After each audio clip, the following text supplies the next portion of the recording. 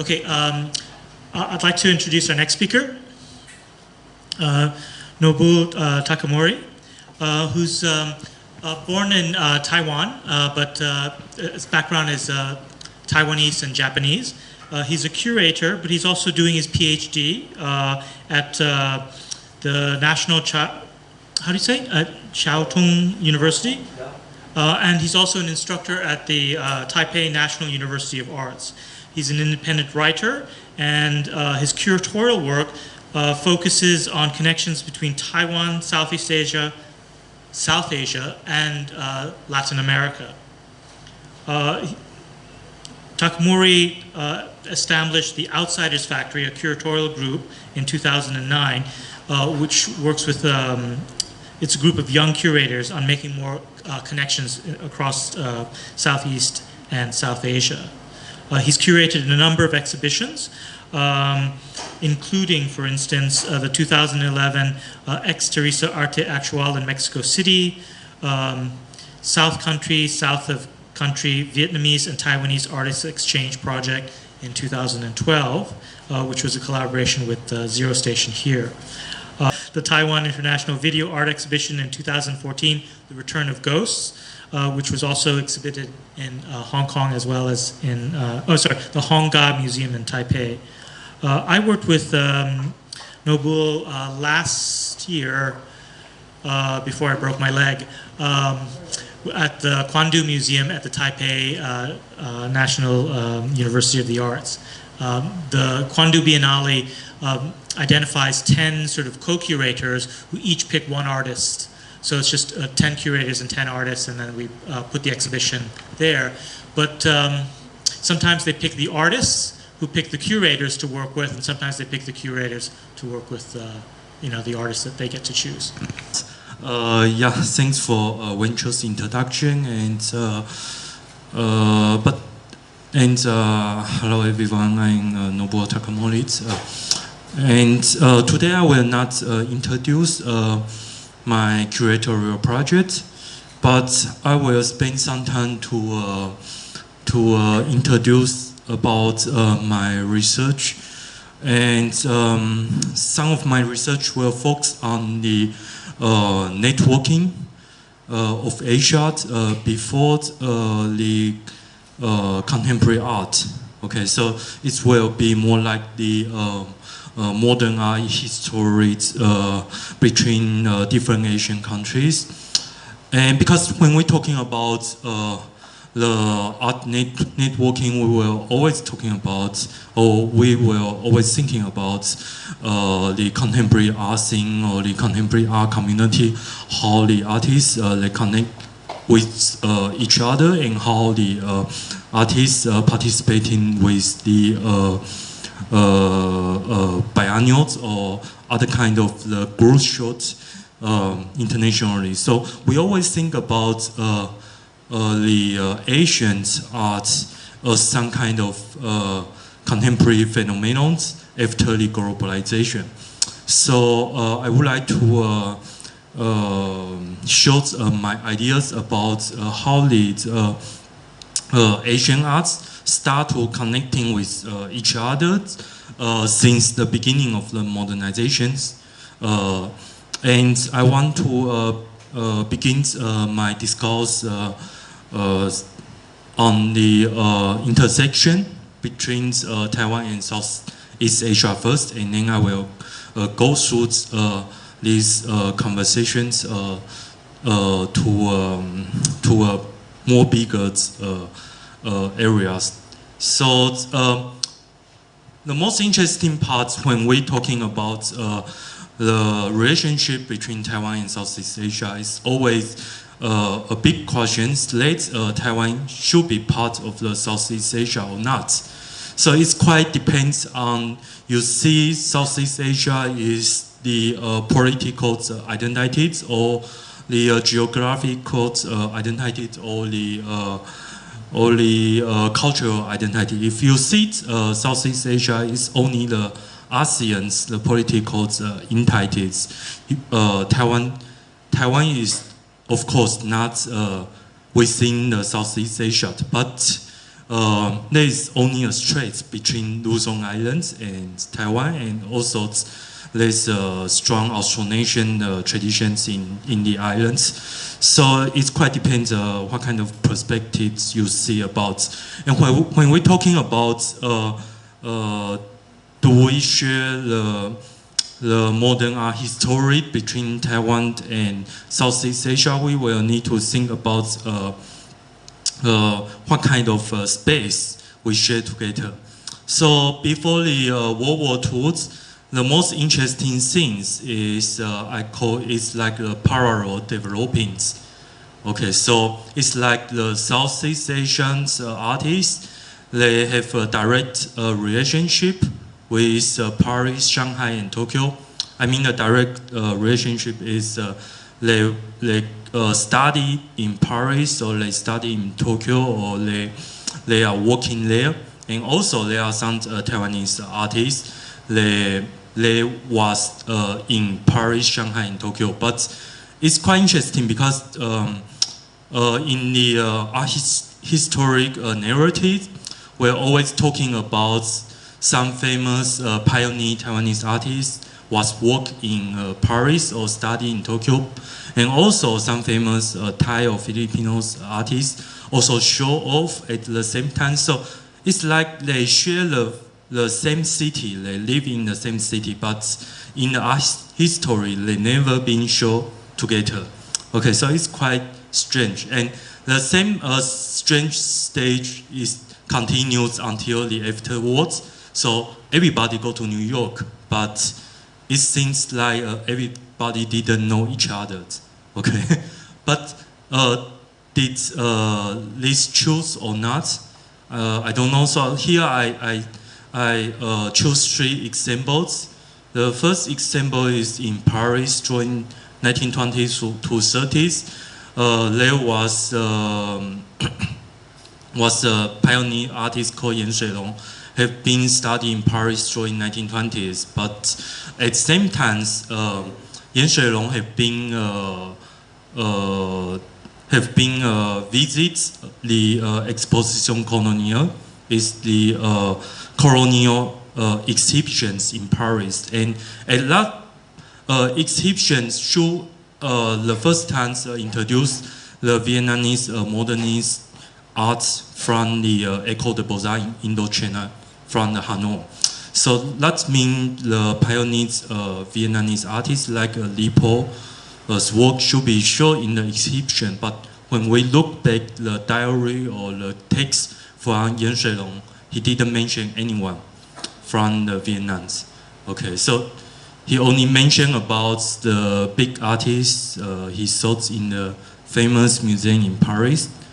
And also during the 20th to 30th in 20th centuries, there are some Taiwanese painters active in Shanghai and also teachings in Shanghai. And at the same time, a lot of Singaporean or Malaysian pioneer artists also work or live or study in Shanghai. But we didn't spend time to figure out what happened during these times in Shanghai.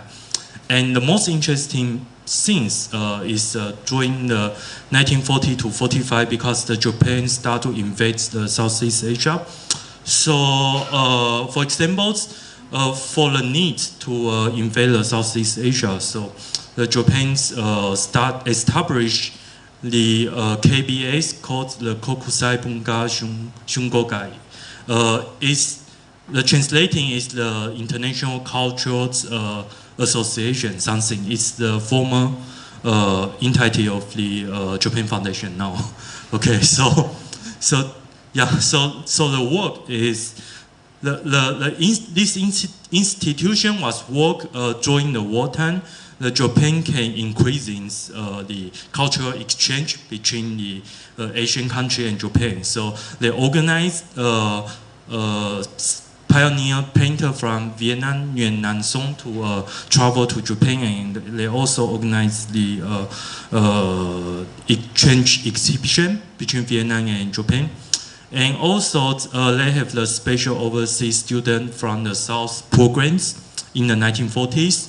So they introduced treaty Prabhusayat from Thailand to study in Tokyo School of Fine Arts. Is the Tokyo Art University, the Tokyo Geidai today. So the most interesting thing is the treaty was in school same time as a lot of Taiwanese artists. Even this artist there was a Taiwanese artist was the classmates of Shiti, but they didn't know each other. No, I mean they indeed they should be know each other because they share the same teacher and they are the classmates.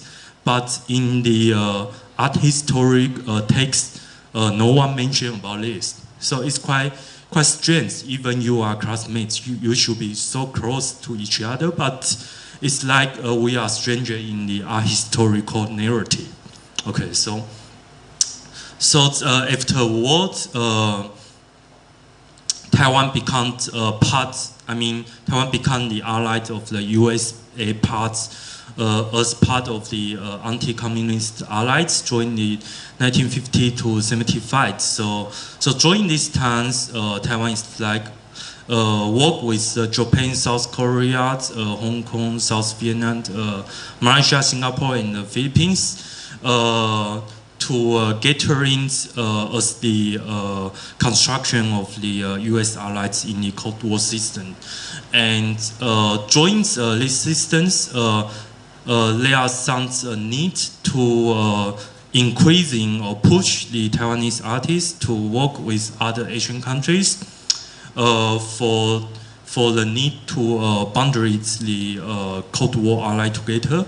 So during the 1953s, the government they sent some artists to the I think the Philippines International Fair to show the work in here, and also they organized the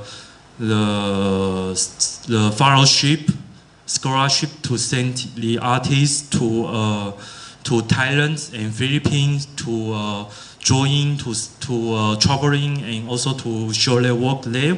But the most interesting thing is the artists to sent by government to Thailand and Philippines was changed during the Japanese colonization period, because before the end of World War II, Taiwan was the colony of Japan for half century. So the artists they studied the Japanese system, which including the Japanese painting called Nihonga. So in fact, they studied in Tokyo, and they studied the mastered training system from the Tokyo University of Art. But they use this technique to represent Republic of China in Southeast Asia. Okay, so it's quite strange because after the end of the World War II, Taiwan was being taken by Chinese nationalists. Okay, so the official name of Taiwan until now is still the Republic of China. Okay, so you can see it's quite paradox in joining the early Cold War system, but the intersection between the Southeast Asia and Taiwan have been ended. After the 1950s, because the government after the 1950s, they think to send the artists to US or to the São Paulo Biennial in Brazil is more important than sending the artists to traveling around the Asia. So this kind of program endings at the 1950s. And then the 1960s comes the Vietnam War. So some soldier or some engineer have been sent to South Vietnam because Taiwan was part of the Allied systems under the US.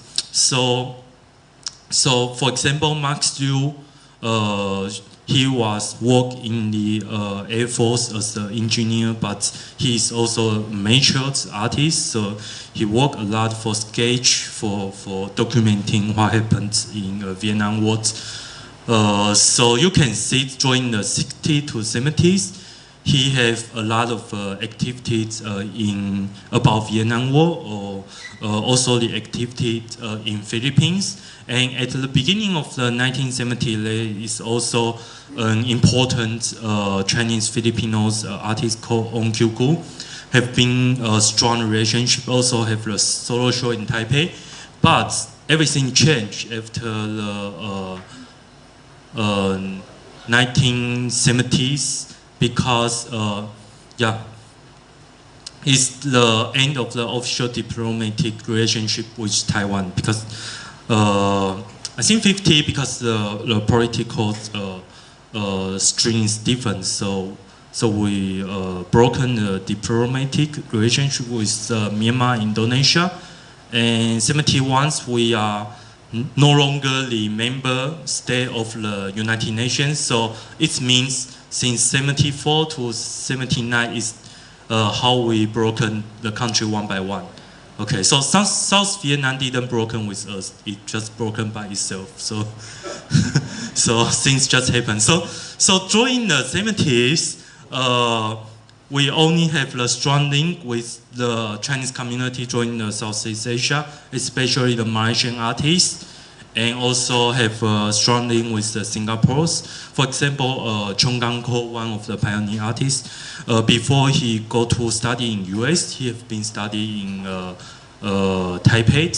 So he leave a lot of work and sketch about what it looked like in Taipei during 1960s. And also you can see until 1991, there's a solo show from the pioneer Taiwanese artists in Singapore.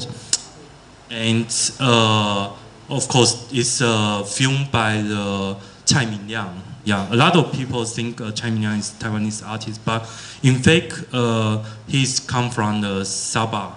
Okay, he's a Malaysian film director, and until now, I think he still hold the Malaysian citizenship. And so the 1990s is like restart to building a relationship with the Southeast Asian countries.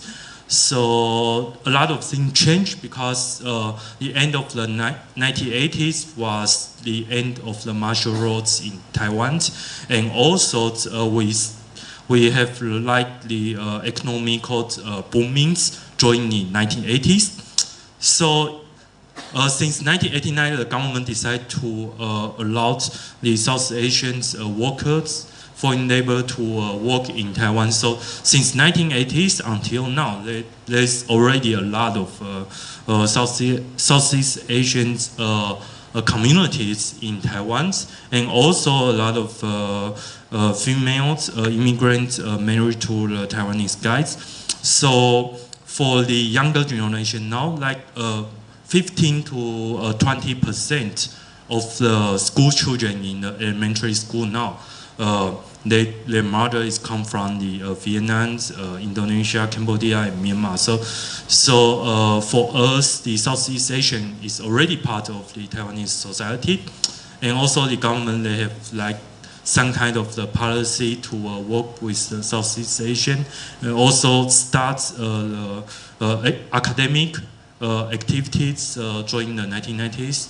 So you can see at the end of the 1990s, already a lot of international art exhibition start to thinking about how to content the Southeast Asian artists in the show.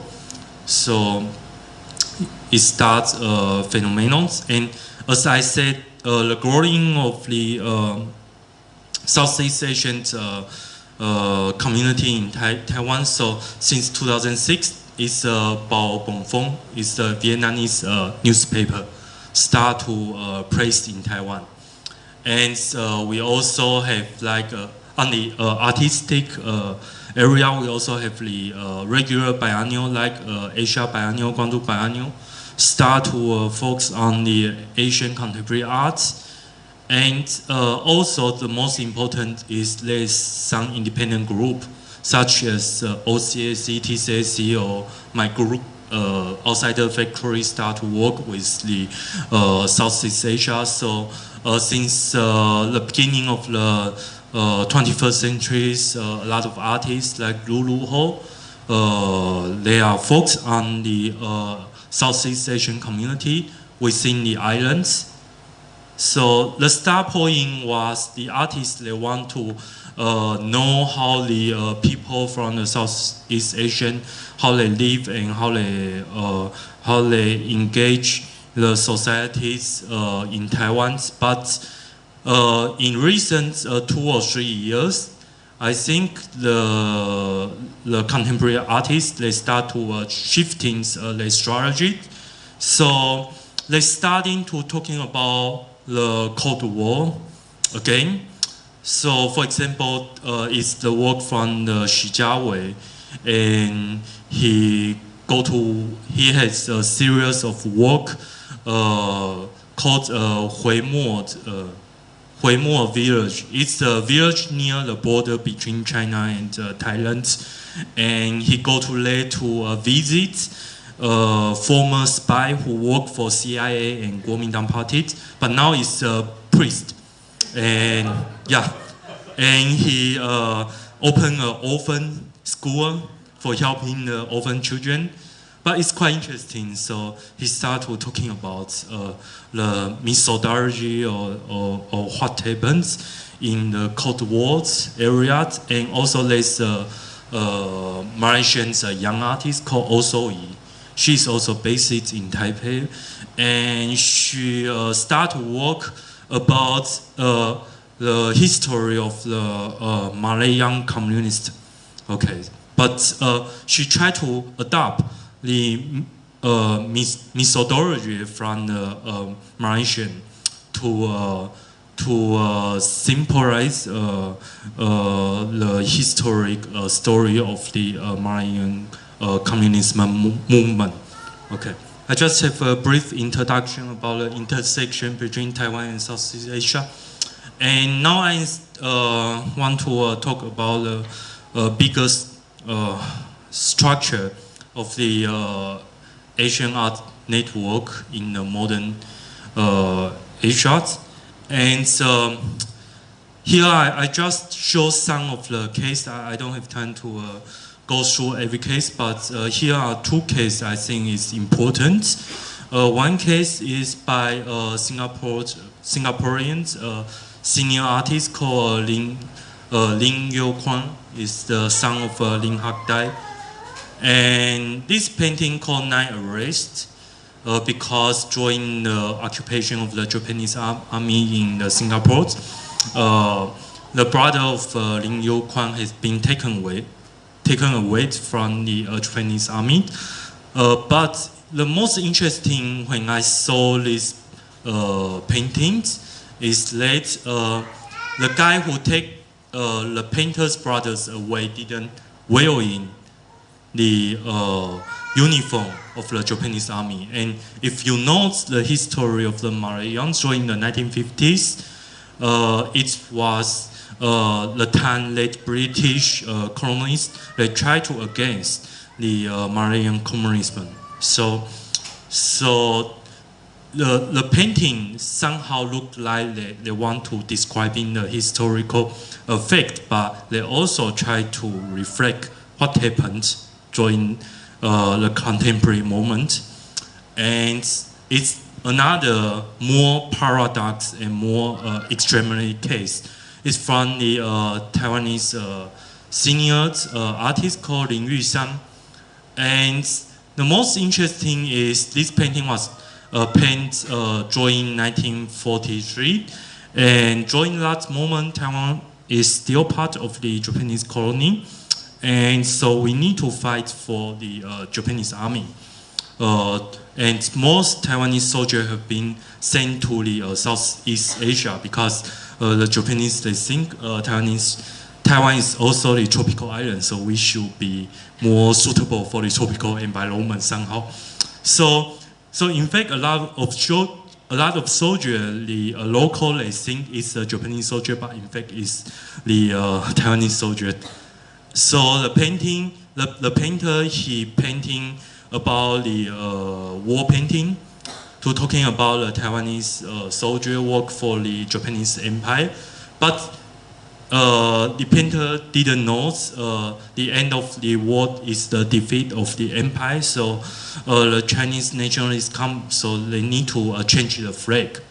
Okay, so but the soldiers still wearing the Japanese style uniform. So it becomes so paradox. And the right part of it's the screen painting, and the right part of the screen have been lost. So in the 1999, the artist, he paint again with the Japanese flag. So it's become a quite paradox painting, but it's also show how paradox the Asian context could be. Okay. So I still have a lot of case, but I just try to skip it. And okay, and yeah, I just talk one more sentence about this painting. Is 1980s painting from the Onso, one of the most important Myanmar modern artists afterwards. And what I want to mention is because he was training in India from the Shanti school. It's a Bengali legend school. So when we're talking about the Asian artists and how it growing its modernism, we always thinking about it might be somehow directly connect to the Western context, or how the Westerner they introduce the skill of the modernism paintings into the Asian region. But I am thinking about, is it possible another kind of historical narrative systems is independently developing in Asia? Okay, so here I show the case because the founder and the first president of the Nanyang Academy of the Fine Arts is the first art school in Singapore, founded in 1938, and the founder is the Lin Hak Dai. And Lin Hak Dai was born in Xiamen, also called Amoy, in China, in Fujian area. And the most interesting thing is the Lin Hak Dai was trained in Amoy School of Arts, which existed between 1900 to 1910. And the founder of the Amoy School of Art and the teachers of the Amoy School of Art is trained from the Philippines. Okay, so they are Chinese, but during the early 20th centuries, they go to Manila to study the Western painting technique. Okay, and I think most people also know the Philippines art tradition is a strong Western tradition since the middle of the 19th century. So it's a context from the Manila to Xiamen and to Singapore. And also some of the students and teachers of the Nanyang Academy of Fine Arts is from Shanghai. And from Shanghai, maybe their teachers is the Chen Chenbo. Chen Chenbo is a pioneer artist from Taiwan, and he is trained by the Japanese system. So you can see two systems, one from Japan and one from Philippines, merged together in Nanyang Academy of Fine Arts. And the students of the Nanyang Academy of Fine Arts, they go to Paris for a research trip, and also they meet with Le Mayet from the Beijing, who's staying in Paris almost all of his lifetime. So they create Nanyang style together. So it's like even one stylus complex context integrated internationally between different Asian art history. So when I think about if I want to write Asian art history, how it would like, so I just have some kind of a sketch like this. So it means we have a lot of work we need to start. Yeah, but we can try to start from now. And when we're talking about how to construct the Asian context, at the beginning of 1980s, of course, from the Fukuoka Art Museum to Bangladesh, they try to organize a big show about Asia. And now is the time of the independent space. But I'm thinking, how about the future? Because when we're talking about Asia, there is already a strong communities. For example, in the East Asia, the Japan, Korea, Taiwan, and China already working for a long time for making the project or research together. And of course, similar thing happened in Southeast Asia, South Asia, and West Asia. But how about it? Is it possible we can extend the area and to think how the communities engage to each other? Okay, so it's my final PowerPoint, and I just asking the question to everybody to think about after the strong networking between the independent space or the independent institution. What can we do at the next stage? Okay, so it's my presentation.